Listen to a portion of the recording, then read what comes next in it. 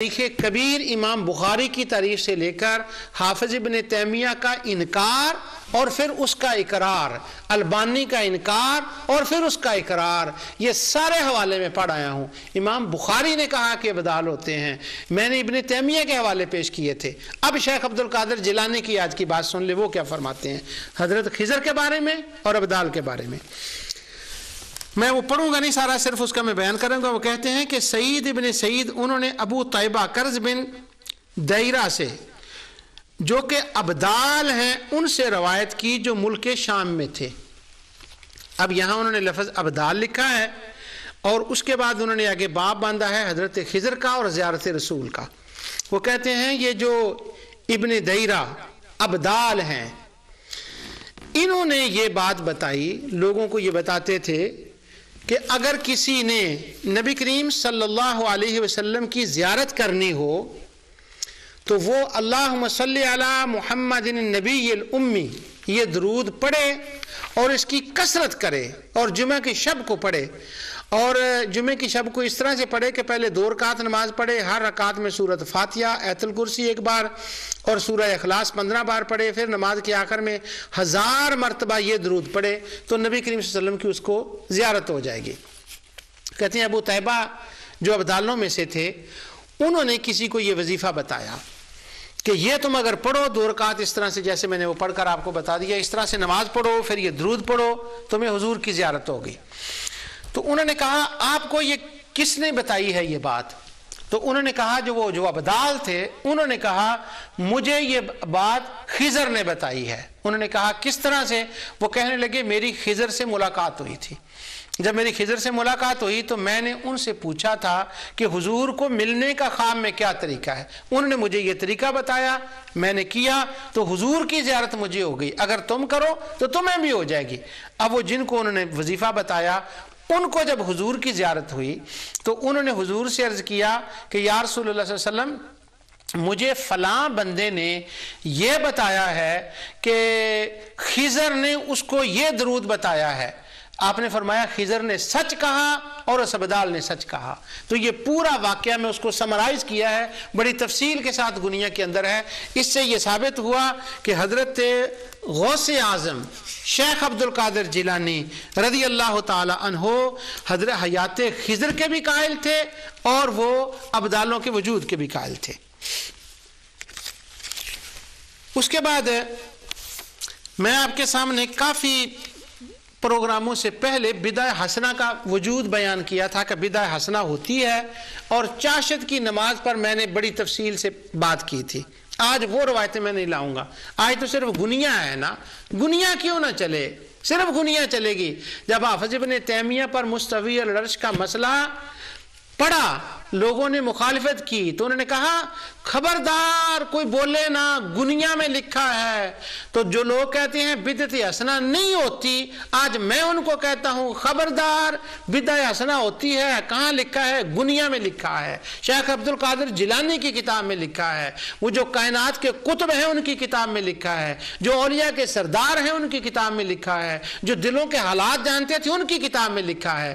وہ کہتے ہیں کہ بدعت حسنہ ہوتی ہے۔ وہ نماز چاشت کے مسئلے کے بارے میں انہوں نے کہا کہ یہاں اس میں مختلف روایات ہیں۔ بعض صحابہ کرام نے نماز چاشت کا انکار کیا اور کہ وہ نبی کے وسلم نہیں پڑھتے تھے، جس طرح سے وہ میں پیچھے پڑھا ہوں۔ چنانچہ ابن المبارک نے، عبداللہ بن مبارک نے اپنی سند کے ساتھ حضرت ابن عمر سے روایت کرتے ہیں کہ انہوں نے فرمایا کہ میں جب سے اسلام لایا ہوں میں نے چاشت کی نماز نہیں پڑھی، صرف خانہ کعبہ کے دن پڑھی تھی، حضور نے پڑھی تھی۔ بلا شبہ یہ بدعت ہے، لیکن بدعت حسنہ ہے، لوگوں کی ایجاد کردہ بدعتوں میں سے یہ سب سے اچھی بدعت ہے۔ لوگوں کی ایجاد کردہ بدعتوں میں سے یہ اچھی بدعت ہے۔ جو لوگ بدعت کا کام کرتے ہیں، جو بدعت حسنہ ہوتی ہے، ان میں چاشت کی نماز پڑھنا یہ سب سے زیادہ اچھی بدعت ہے۔ جب میں نے یہ بدعت حسنہ کا بیان کیا تھا تو اس وقت میں نے حافظ ابن القیم کی کتاب زاد المعاد سے یہ حوالہ پڑھ کے سنایا تھا کہ حافظ ابن القیم نے کہا مسلمانوں نے جتنی بدعتیں ایجاد کی ہیں ان سب میں خوبصورت بڑھ کر بدعہ حسنہ چاشت کی نماز پڑھنا ہے۔ تو آج حافظ ابن قیم کی نہیں، آج میں ان کا حوالہ دے رہا ہوں جن کو حافظ ابن قیم کہتے ہیں کہ وہ اولیاء اللہ میں سے تھے، ان کی کتاب غنیہ میں یہ ہے۔ وہ اس وقت حافظ ابن قیم قصیدہ نونیہ کا حوالہ دیتے ہوئے کہتے ہیں وہ میرا قصیدہ نونیہ سچا ہے۔ کیوں سچا ہے؟ یہ میں غنیۃ الطالبین سے حوالے دے رہا ہوں۔ تو اگر حافظ ابن قیم اپنی بات کو سچا ثابت کرنے کے لیے غنیۃ الطالبین کو استعمال کر سکتے ہیں، حافظ ابن تیمیہ اس کو استعمال کر سکتے ہیں، تو میں ایک عاجز بندہ بھی تو غنیۃ الطالبین کو استعمال کر سکتا ہوں کہ وہ کہتے ہیں کہ یہ بدعہ حسنہ ہے۔ تو اس سے ثابت ہوا کہ وہ اس نماز کے اس کے قائل تھے۔ آگے یہ جو مسئلہ ہے وسیلے کا، تو وسیلے کا یہ مسئلہ ہے کہ کیا وسیلے کے ساتھ جو ہے وہ دعا کی جا سکتی ہے کہ یہ ایک بہت بڑا مسئلہ ہے۔ تو سیدنا غوث اعظم رضی اللہ عنہ انہوں نے اس مسئلے کے اوپر باب باندھا اور پھر دعائیں لکھی کہ انبیاء اور اولیاء کے وسیلے سے دعا کرنی جائز ہے۔ اگلا باب میں بھی آپ کو پڑھ کر بتاؤں گا، وہ کہتے ہیں ابدالوں کے وسیلے سے دعا کرنی جائز ہے، اولیاء کے وسیلے سے، صحابہ سے، حضرت عبداللہ بن عباس کے وسیلے سے انہوں نے دعائیں کی۔ اب یہ دیکھیں میں آپ کو ایک ایک پڑھ کر آ رہا ہوں۔ رجب کی رات کو جاگنا شیخ عبد القادر جیلانی کے نزدیک بدعت نہیں ہے، نصف شعبان کی رات جاگنا بدعت نہیں ہے، 20 تراویحاں پڑھنا بدعت نہیں ہے، بدعہ حسنہ کو ماننا بدعت نہیں ہے، وسیلے سے دعا کرنا بدعت نہیں ہے، حضور نبی کریم صلی اللہ علیہ وسلم کے روضہ اقدس کی زیارت کے لیے سفر کر کے جانا بدعت نہیں ہے، وہاں جا کر حضور کے وسیلے سے دعا کرنا وہ کہتے ہیں خبردار بدعت نہیں ہے۔ وہ کہتے ہیں جب بھی مدینہ آؤ تو قبر مصطفیٰ کی نیت کر کے آؤ، جب بھی آؤ تو حضور کو سلام کرنے کی نیت سے آؤ۔ تو یہ غنیہ میں سارا کچھ لکھا ہوا ہے۔ اگر حافظ ابن تیمیہ کہیں کہ غنیہ ان کی کتاب ہے اور اس میں باتیں کھری لکھی ہیں تو یہ کھری بات ہی تو میں بتا رہا ہوں۔ اب اس کے بعد آگے انہوں نے ایک اس کا لکھا ہے کتاب الجنائز کے اندر۔ اصل میں غنیۃ الطالبین جو کتاب ہے اس پر میں نے کافی تفصیل سے 3 پروگرام ہو گئے مجھے اس پر چلتے ہوئے، اس کو دیکھا چھیڑتے نہیں لوگ، اس کو پڑھتے نہیں، شاید کوئی ایک آدھ باب پڑھ لیا۔ کتاب الجنائز کے اندر اب وہ دیکھیں کیا لکھتے ہیں۔ ابن باز ہو، شیخ البانی ہوں، زبیر علی زئی ہوں، حافظ کو دوسرا عبد المنعم ہوں، وہ دمشقی ہوں، جو انہوں نے وہ قاسمی ہو، سب نے یہ لکھا ہے کہ مردے کے مرنے والے کے پاس سورہ یاسین کا پڑھنا بدعت ہے۔ میں اللہ کا شکر ادا کرتا ہوں کہ میں نے اس کے اوپر پورا پروگرام کیا ہے پیچھے کہ سورہ یاسین پڑھنا اموات کے فوت ہونے والے کے پاس بدعت نہیں ہے۔ میں نے اور حوالے دیے تھے، اس میں ابن تیمیہ کے حوالے بھی، ابن قیم کے بھی، سب میں دے آیا ہوں اس میں۔ لیکن آج میں ابن تیمیہ ابن قیم کے نہیں دے رہا، آج میں غوث اعظم کے دے رہا ہوں۔ جن کو قطب الاقطاب کہا ہے ان کو میں دے رہا ہوں، جن کو حافظ ابن تیمیہ نے قطب العارفین کہا ہے ان کے دے رہا ہوں، جن کو شیخ بن باز نے کہا ہے اولیاء کبار اولیاء میں سے تھے ان کے حوالے دے رہا ہوں۔ اب وہ دیکھیے حضرت غوث اعظم کیا فرماتے ہیں اس کے بارے میں۔ فرماتے ہیں کہ جب کوئی بندہ اس کا آخری وقت ہو تو اس کے پاس بیٹھ کر لا الہ الا اللہ پڑھنا چاہیے، کیونکہ حدیث میں ہے جو لا الہ الا اللہ، جس کا آخری کلام لا الہ الا اللہ محمد رسول اللہ ہو تو وہ جنت میں جاتا ہے۔ اور مناسب یہ ہے، چاہیے یہ کہ لوگ اس کے گھر والے اس کے پاس بیٹھیں اور سورہ یاسین اس کے پاس بیٹھ کر پڑھی جائے۔ یہ قطب العارفین کہہ رہے ہیں۔ اب قطب العارفین اگر یہ کہیں اور اگر یہ پڑھنی بدعت ہے تو کیا قطب العارفین وہ بندہ کیسے بن گیا جو یاسین کو پڑھنے کو بدعت کہہ حکم دے رہا ہے کہ پڑھنی چاہیے؟ اس کے دلائل اور بھی ہیں وہ جو میں عرض کر رہا ہوں۔ وہ شیخ عبد المنعم نے لکھا ہے کہ جب وہ بندہ فوت ہو جاتا ہے تو لوگ، کسی نے سوال پوچھا کہ اس کا لوگ رخ کعبے کی طرف کر دیتے ہیں، کیا یہ درست ہے؟ اس نے کہا یہ بدعت ہے۔ اب غنیہ میں لکھ کے کیا لکھا ہے؟ سورہ یاسین پڑھے اور جب اس کی روح نکل جائے یا نکلنے کے قریب ہو تو شیخ فرماتے ہیں اس وقت اس کا منہ قبلہ کی طرف کر دینا چاہیے۔ سبحان اللہ، اس کا منہ قبلہ کی طرف کر دینا چاہیے۔ شعبان ہو رمضان کی راتیں ہوں، رجب ہو، یاسین پڑھنی ہو، قبلہ کی طرف منہ کرنا ہو، اللہ تعالیٰ کے دیدار کا مسئلہ ہو، حضور کی طرف روضے کی طرف جانے کا مسئلہ ہو، جتنے معمولات اہل سنت ہیں وہ سارے کے سارے شیخ عبد القادر جیلانی نے ان کے کرنے کا حکم دیا ہے اور اس پر دلائل جمع کیے ہیں۔ اب وہ کتاب الجنائز کے اندر ہی ایک اور بات ہے، مردے کو تلقین کا، فوت ہونے والے کو تلقین کرنا، اس کو تلقین میت کہتے ہیں۔ ہمارے شبہ ڈالنے والے دوستوں کو جب یہ کوئی بات کہے کہ کھڑے ہو کر فوت ہونے کے بعد جب بندہ دفن کیا جاتا ہے تو اس کو تلقین کی جائے، وہ تلقین یوں ہوتی ہے کہ بندہ کھڑا ہو اور قاضی شوکانی نیر العطار کے اندر معذرت چاہتا ہوں، میں نے کہا تھا میں نے آج اور حوالے نہیں دینے، تو بندہ کھڑا ہو قبر کے پاس اور اسے وہ کہے کہ اے فلاں بن فلاں، اے فلاں کے بیٹے، تو ہے اور تو یاد کر کے دنیا میں تو پڑھا کرتا تھا اشہد اللہ الہ الا اللہ واشہد ان محمد رسول اللہ، تو وہ بندہ سنتا ہے اور بار والوں کی تلقین اور کلام کو سنتا ہے۔ شیخ فرماتے ہیں مردے کو دفن کرنے کے بعد تلقین کرنا مسنون ہے۔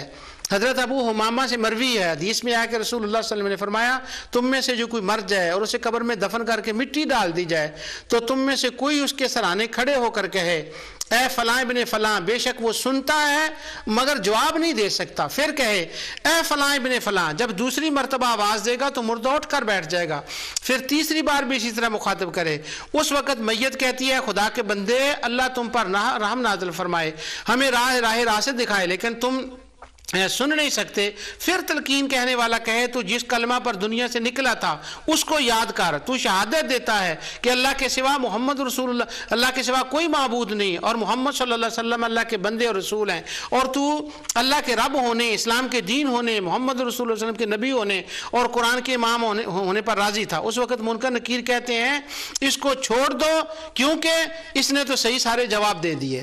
اگر کسی کو اس کی ماں یا اس کے ماں کا نام نہ یاد ہو تو وہ حضرت حوا کی طرح منسوب کر کے تلقین کرنے والا کہے اگر چاہے تو یہ بھی اضافہ کر سکتا ہے کہ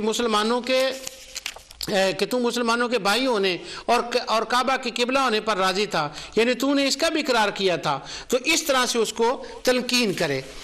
اس میں کتنے مسئلے شیخ عبد القادر جیلانی نے حل کر دیا۔ غوث کا مطلب ہوتا ہے فریاد کو پہنچنے والا، لوگ کہتے ہیں تم غوث کہہ کر شرک کرتے ہو، باقی مسئلوں کو چھوڑ دیں، میں صرف اس وقت کہہ رہا ہوں کہ یہ جتنے مسئلے گنیا نے حل کیے ہیں، ہمارے اوپر اعتراض تھے، بم برستے ہیں، گولیاں چلتی ہیں، مارا پیٹا جاتا ہے، عمرے کے ویزے بند کیے جاتے ہیں، تو ہم پر مشکل پڑتی ہے، تو یہ تو ان کی کتاب مشکل کشا بن گئی، یہ غوث بن گئی، وہ جس کی کتاب مشکل کشا ہو برا والا وہ غوث کیسے نہیں ہو سکتا، وہ فریاد کو پہنچنے والا کیسے نہیں ہو سکتا۔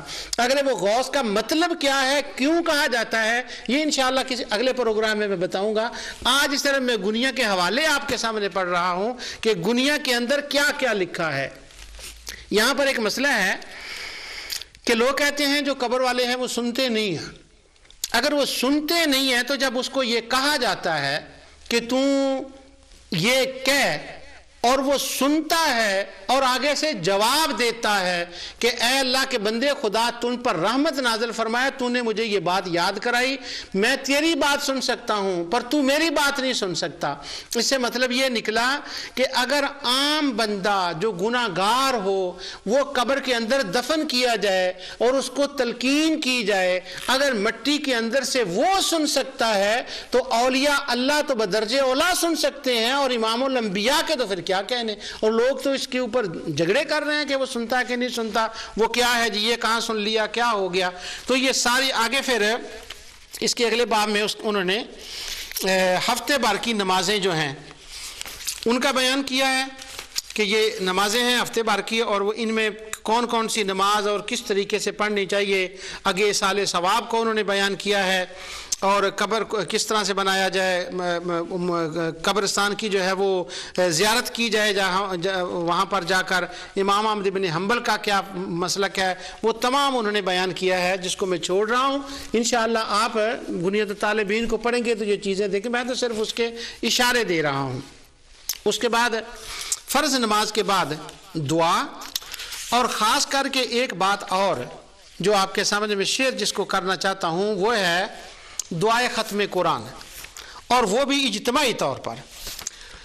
یہ شاید بہت کم لوگوں کو پتہ ہوگا اس بات کا کہ حرمین کے اندر جب ختم قرآن ہوتا ہے تو جو حرمین کے امام لمبی دعا پڑھتے ہیں، بہت لمبی دعا کرتے ہیں، اور وہ اسی طرح ہی پڑھتے ہیں جیسے تراویح کے اندر قرآن پڑھا جاتا ہے۔ وہ بندہ محسوس نہیں کرتا جس کو نہ پتہ ہو کہ یہ قرآن ہے، یہ دعا ہے، تو وہ اسی طرح لمبی دعا پڑھتے ہیں۔ شاید بہت کم لوگوں کو اس کا علم ہو کہ وہ دعا جس کو شیخ سدیس پڑھتے ہیں، شیخ حمید پڑھتے ہیں، وہ جتنے ائمہ ہیں پورے عرب کے اندر جس دعا کو دعائے ختم قرآن کا نام دیا جاتا ہے، وہ دعا غنیۃ الطالبین میں لکھی ہے۔ ہاں، علامہ ابن تیمیہ نے فتاویٰ میں بھی اس کا ذکر کیا ہے اس دعا کا، اور وہ دعا یہ ہے۔ اب اس کا دعا کا سنیں، ابتدائی لفظ بڑا انٹرسٹنگ ہے۔ پچھلی بار جب میں نے اپنے بدعت کے پروگرام پر میں نے آپ کو کہا تھا، شروع کیا تھا، تو میں نے یہ کہا تھا کہ ہمارے شبہ ڈالنے والے دوست کن کن چیزوں کو بدعت کہتے ہیں۔ ان چیزوں میں بہت سی چیزیں ہیں، جیسے نصف شعبان ہے، میلاد ہے، ان کے بارے میں کر رہا ہوں۔ ایک بات یہ تھی کہ وہ کہتے ہیں کہ جب کوئی بندہ قرآن کی تلاوت کرتا ہے قاری، اور تلاوت کرنے کے بعد جب وہ تلاوت ختم کرتا ہے تو آخر میں کہتا ہے صدق اللہ العظیم، یہ لفظ وہ کہتا ہے، صدق اللہ العظیم۔ تو شیخ عبد المنعم نے، شیخ بن باز نے، سب نے فتاوی نجدیہ میں انہوں نے لکھا انہوں نے لکھا عبد المنعم نے کہ ختم قرآن کے بعد، تلاوت کے بعد صدق اللہ العظیم پڑھنا بدعت ہے، اور بدعت کی سزا کیا ہے وہ حدیثیں اس کی ابتدا میں لکھی ہیں۔ کہتے ہیں جو بندہ بدعت کرے اس کا کوئی نفل قبول نہیں، اس کی سنتیں قبول نہیں، اس کے فرض قبول نہیں، اس کا حج قبول نہیں، اس کا عمرہ قبول نہیں، اس کی خیرات قبول نہیں۔ اگر وہ کوئی نیک کام بھی کرے تو سارے عمل ضائع، وہ مر جائے تو اس کا جنازہ نہ پڑھو۔ تو جرم کیا ہے؟ کیا اس نے کیا ہے؟ اس نے تلاوت کے بعد صدق اللہ العظیم کیوں کہہ دیا؟ لا الہ الا اللہ محمد رسول اللہ۔ اس وقت میں نے یہ بات عرض کی تھی کہ قرآن میں آتا ہے، اللہ تعالیٰ فرماتا ہے ان النفس بالنفس والعین بالعین والاذن بالاذن والسن بالسن والجروح قصاص۔ آنکھ کے بدلے آنکھ ہے، ناک کے بدلے ناک، دانت کے بدلے دانت۔ اس کا مطلب یہ ہے جتنا جرم اتنی سزا۔ ایک بندے نے اگر تھپڑ مار دیا تو اس کو تھپڑ مارنا واپس سزا ہے، دانت نکال دیا تو اس کی سزا قتل نہیں ہے، آنکھ نکال دی اس کی سزا قتل نہیں، اس کی سزا آنکھ ہے۔ اسلام کے اندر جتنا جرم اتنی سزا۔ لیکن یہ تو قرآن کا کوٹ ہے، وہ تو قرآن کا جسٹس ہے، وہ تو حدیث کا جسٹس ہے، وہ خدا اور مصطفیٰ کا جسٹس ہے۔ لیکن ہمارے دوستوں شبہ ڈالنے والوں کا جسٹس، وہ کہتے ہیں اگر کسی نے صدق اللہ العظیم کہہ دیا، اللہ اکبر، بس کیا ہے، نہ نفل، نہ حج، نہ عمرہ، نہ نماز، سب ختم۔ جرم کیا ہے؟ صدق اللہ العظیم۔ اس وقت میں نے ایک بات سنائی تھی آپ کو، میرا دل چاہتا ہے کہ میں آج پھر وہ آپ کو سنا دوں۔ پاکستان کے اندر پنجاب میں ایک وزیر تھے، پتہ نہیں وہ مجھے کسی نے وہ بتایا بھی نہیں، میں نے ازالہ شبہات میں کہا تھا کہ مجھے کوئی بتا دیں وہ زندہ ہے بیچارے کہ نہیں ہے، کیا ہوا۔ وہ وزیر اعلیٰ تھے، سردار نقی ان کا نام تھا، پنجاب کے وزیر اعلیٰ تھے۔ تو انہوں نے وہ شجر کاری مہم جو تھی نا، درخت لگانے چاہیے، اس کی انہوں نے ابتدا کی۔ تو ان کو بلایا گیا، وہ کھودا گیا گڑھا، اور اس کے اندر انہوں نے وہ گملہ رکھنا تھا کہ یہاں رکھ دیں آپ۔ جب انہوں نے رکھا تو وہ بڑے موڈ میں تھے، تو وہ کہنے لگے یہ ملک میں درخت لگانے چاہیے، یہاں درخت ہونے چاہیے، اور سنو اس کی ابتدا افتتاح میں کر رہا ہوں، جہاں کوئی درخت لگے اگر کوئی بندہ اس درخت کو پھلنے پھولے نہ دے، یا وہ گملہ نکال دے، یا درخت کاٹ دے، تو آج سے اس کی سزا قتل ہے۔ یا اللہ جل جلالہ، یعنی درخت کاٹا تو سزا کیا ہے؟ قتل۔ تو یہ نقی سزا تھی، یہ اللہ کی سزا نہیں تھی۔ سب لوگ ہنس پڑے، دوسرے دن اخباروں میں ان کا ایک وہ مذاق سا اڑایا گیا کہ یہ کیا کر دیا۔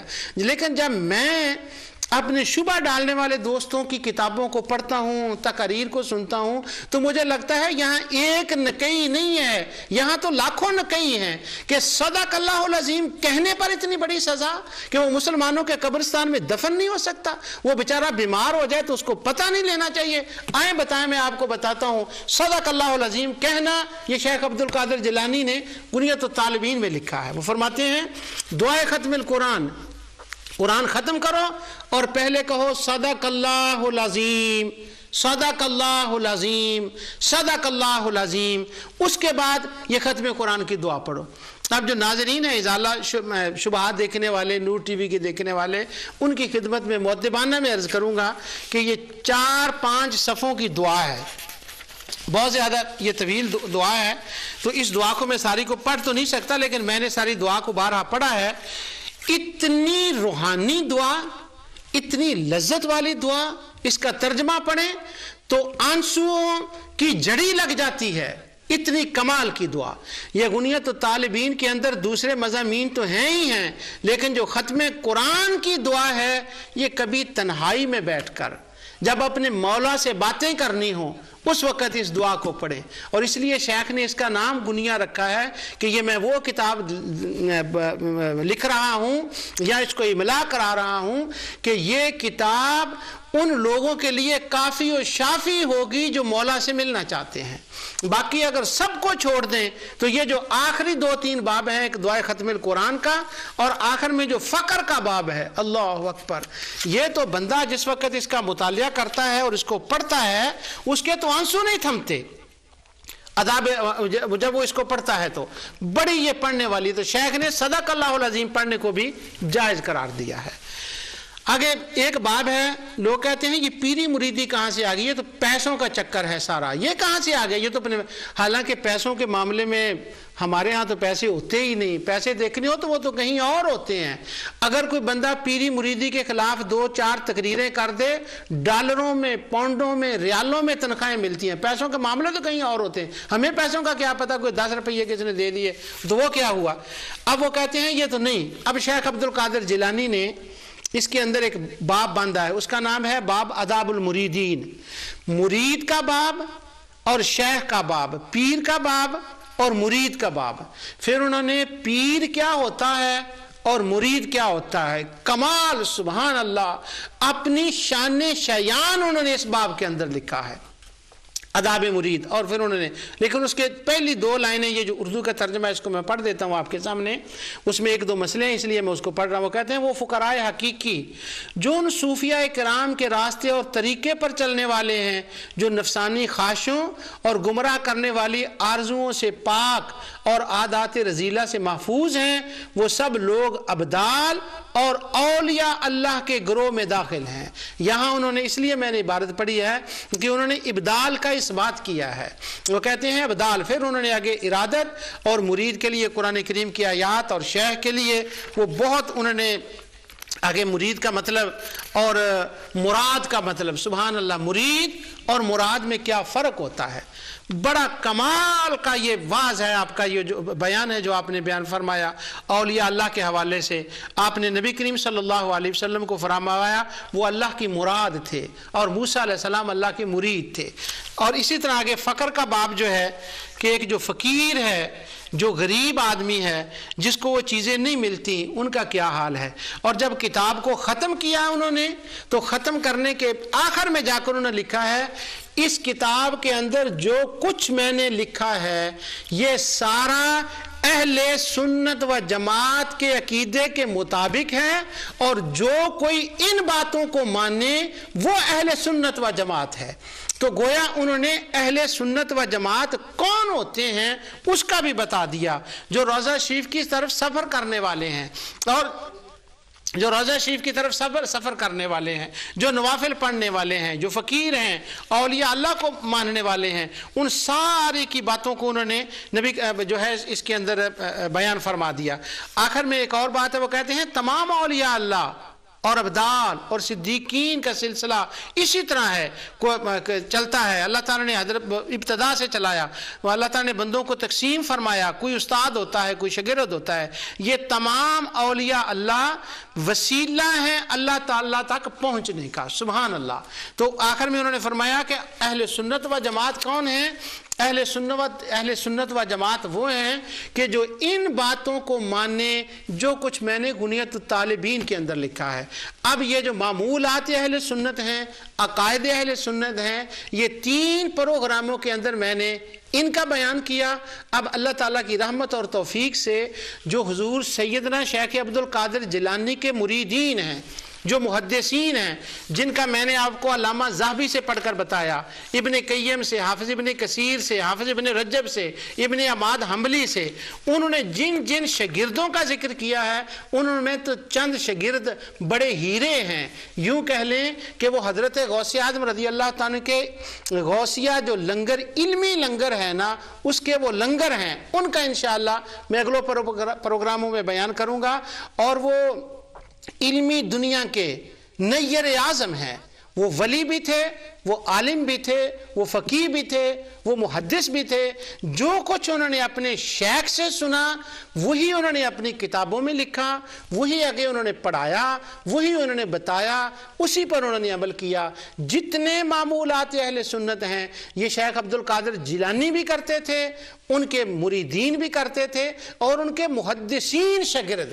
اگلے پروگرام میں انشاءاللہ جب میں آپ کو بتاؤں گا تو آپ حیران رہ جائیں گے کہ اتنے بڑے محدثین اور لنگر غوثیہ پر پلنے والے، علمی دنیا میں پلنے والے اتنے بڑے محدثین، کہیں عبد الغنی المقدسی ہیں، کہیں ابن قدامہ صاحب المغنی ہیں۔ تو میں سارے حافظ ابن تیمیہ کی عبارات سے میں آپ کو بتاؤں گا اللہ تعالیٰ کی رحمت سے، اور ابن کثیر کے اور خود علامہ ذہبی کے، کہ انہوں نے غوث پاک سے کیا سیکھا، کیا لیا اور کیا آگے پہنچایا۔ اور دنیا پر انشاءاللہ ان شاگردوں کے بعد آگے دو تین وہ جو عبارتیں ہیں احناف کے بارے میں، اور ایک عبارت اور ہے اور علامہ شتنوفی کے بارے میں، وہ تفصیل سے میں بات کروں گا انشاءاللہ کہ شتنوفی کی کتاب قابل استدلال ہے کہ نہیں، کن لوگوں نے ان کی مخالفت کی ہے، کنہوں نے شتنوفی کی موافقت کی ہے، اور اس کتاب کی حقیقت کیا ہے، انشاءاللہ وہ اگلے پروگراموں میں ہوگا۔ آئندہ پروگرام میں انشاءاللہ ابن قدامہ اور عبد الغنی المقدسی جو خلیفہ اور مرید اور شاگرد ہیں حضور غوث پاک کے، ان کا علم مقام کیا ہے، ان کا عقیدہ کیا تھا، ان کے معمولات کیا تھے۔ ایک جملے میں کہہ دوں، جو آج ہم کر رہے ہیں یہی شیخ عبد القادر جیلانی کے معمولات تھے، یہی ابن قدامہ کے تھے، یہی عبد الغنی المقدسی کے تھے۔ وما علیہ الا البلاغ۔